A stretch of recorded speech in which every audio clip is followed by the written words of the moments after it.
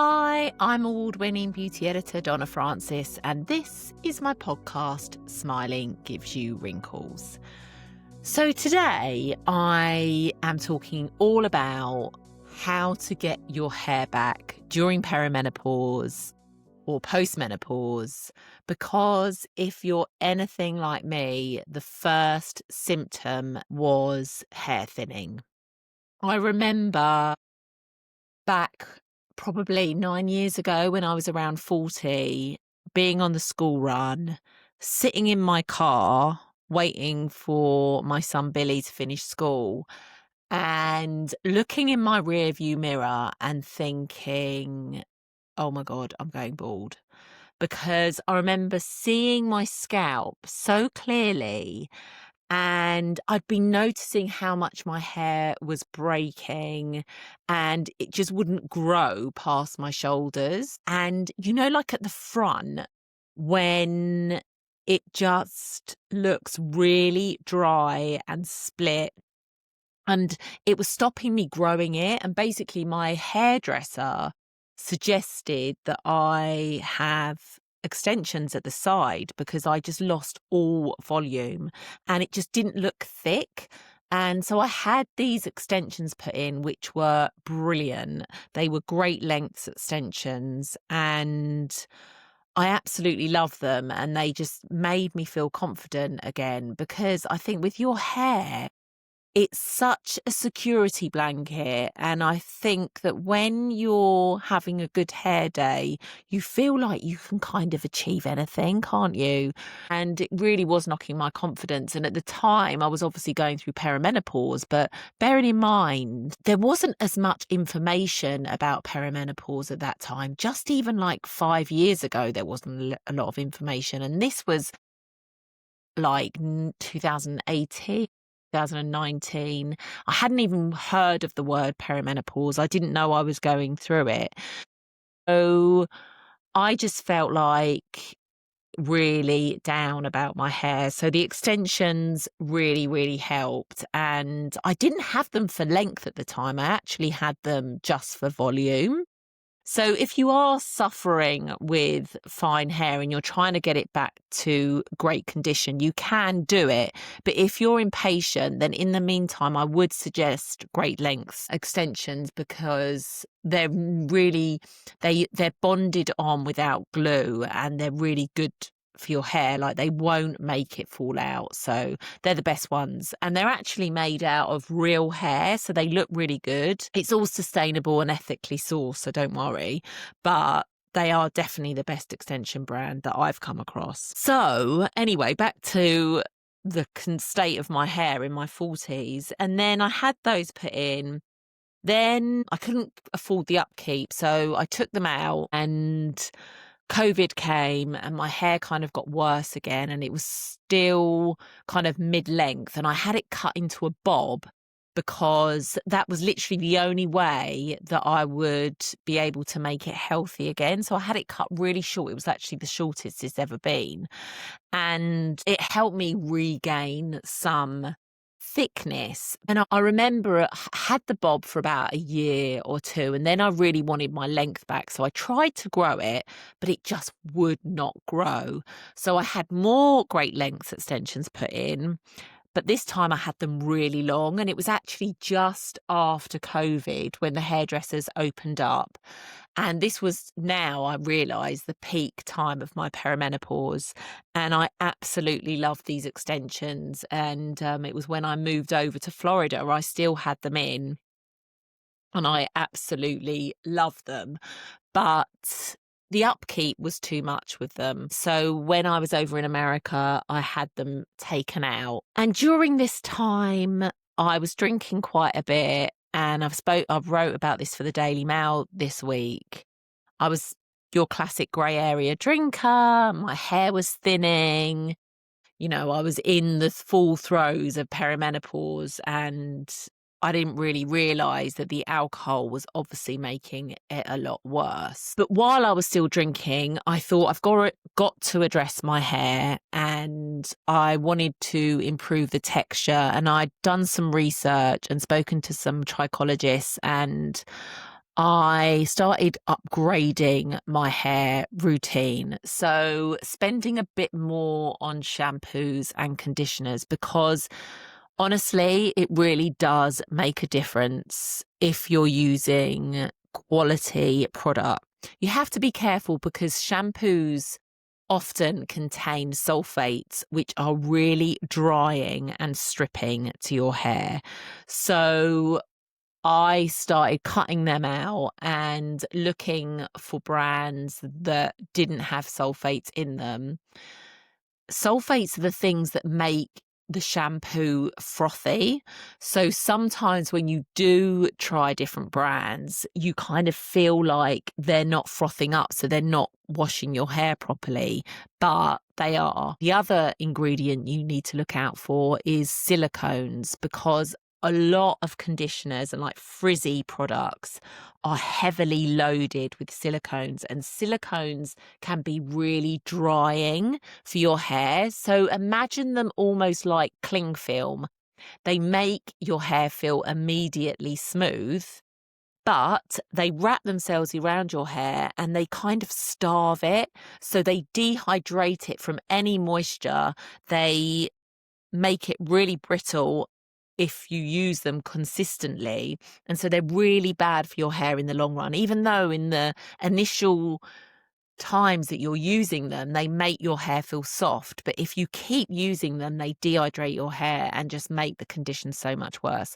So I was looking for shampoos without sulfates and conditioners without the silicones. And a few brands that I love are K18. I mean, I still say that their molecular intensive hair mask completely rescued my hair before I stopped drinking. It is a leave-in conditioner. So you wash your hair. I was using a living proof shampoo, and then I was using the K18 hair mask afterwards.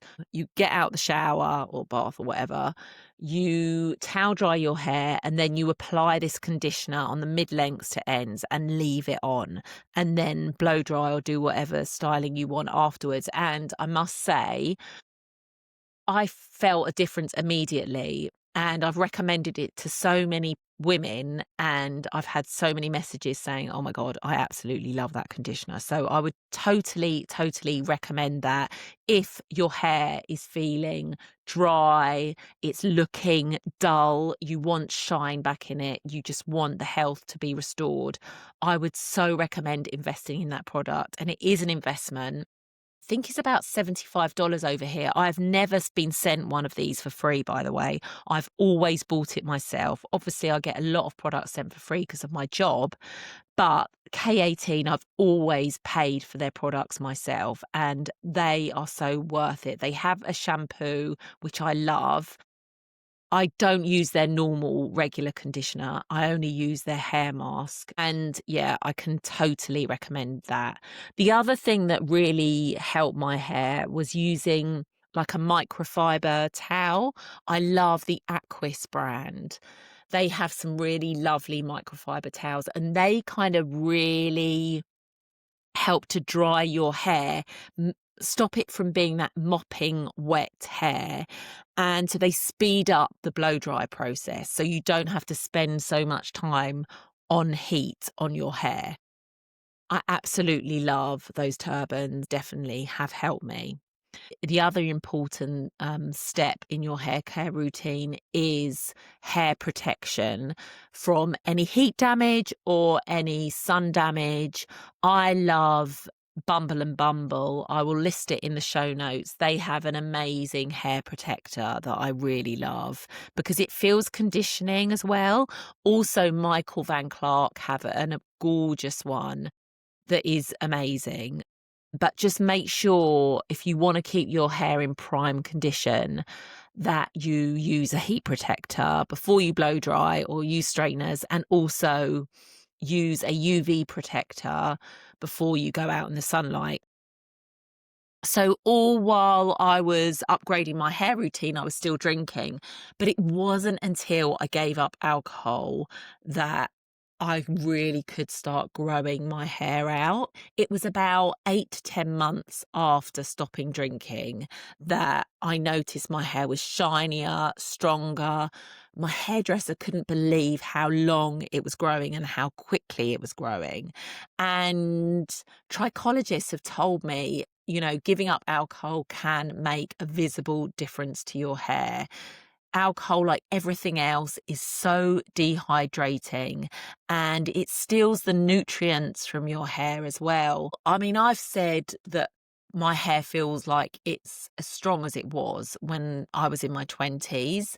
And the trichologist said it probably isn't, because you might not get the exact thickness and length of your youth, but cutting down on alcohol or skipping it altogether can absolutely improve the quality and like the vitality of midlife hair. So that was a really big thing for me. The other things I'd really like to recommend are supplements. Viviscal supplement, again, I'll put these in the notes, is one of the best supplements I've ever taken specifically for hair. It's a product that models and hairdressers always recommend, and it takes a good 3 months to kick in. But if you want to try to get your hair back to health and do that through supplements, then I would recommend Viviscal. Obviously, taking collagen really helps. That has helped me no end with my joints, with my hair, with my skin, and with my nails. Also, scalp health is really important. And while I don't use a regular mask, I will try to have a scalp routine in the shower. So I have one of those scalp massages in the shower, which kind of helps to break up dead skin on my scalp. Because obviously, if you think about it, if you've got a build-up of dead skin on your scalp, the hair is working really hard to push through that dry skin. So you're losing the strength almost straight away. So scalp health is really important, but I don't think it needs a lot of commitment.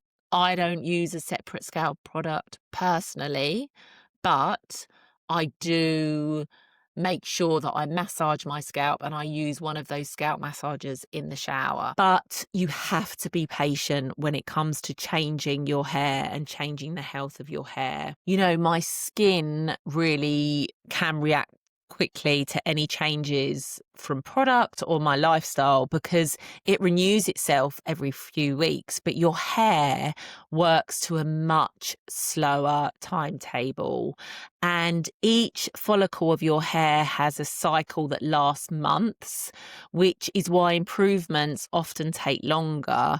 But I would give, if you're changing your routine or if you're giving up alcohol, if you're trying a supplement, I would expect to notice changes like shinier hair, less dryness, and reduced shedding at around 3 to 6 months after starting your new routine.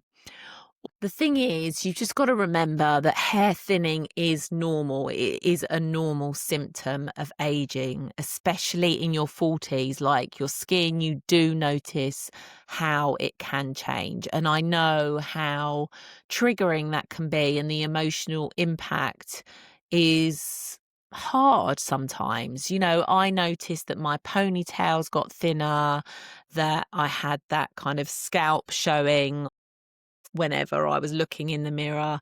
My parting got a little bit wider, but these things can make a difference, I promise you.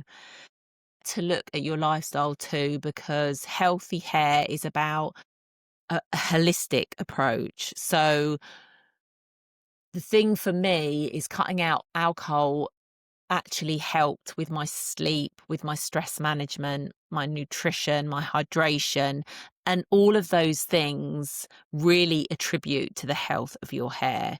So you can't pour from an empty cup, as my mum always says, and you really have to look at looking after yourself more as you age. And when you do that, it manifests itself in things like your hair. So just make sure that you start looking after yourself, in that you're getting regular sleep, you're doing things to help manage your stress levels, and also looking at what you're putting into your body, because nutrition is so important as well. You know, I make sure that I get a balanced diet. I make sure that my protein intake is well within the right guidelines. You have to look at a third of each meal being protein. So I've started eating more yogurt for breakfast. It might be eggs. You know, make sure you're getting your red meat and your fish for lunch and dinner. I was always a pasta girl, but you just really have to make sure that you up your nutrition, up your water intake, and that, I swear, makes a real difference. But you have to be patient, as I said. Hair grows on its own slow timetable, and it doesn't take days, it takes months. Hair thinning is normal, it's not a flaw, and you just need to remember that you're not alone. But there are things that you can do about it. So I hope this was helpful, and please contact me if you have any questions. Thank you so much for listening to this chat, and I really hope you enjoyed it. It would mean so much to me if you also hit follow and left me a review. I'll see you next week.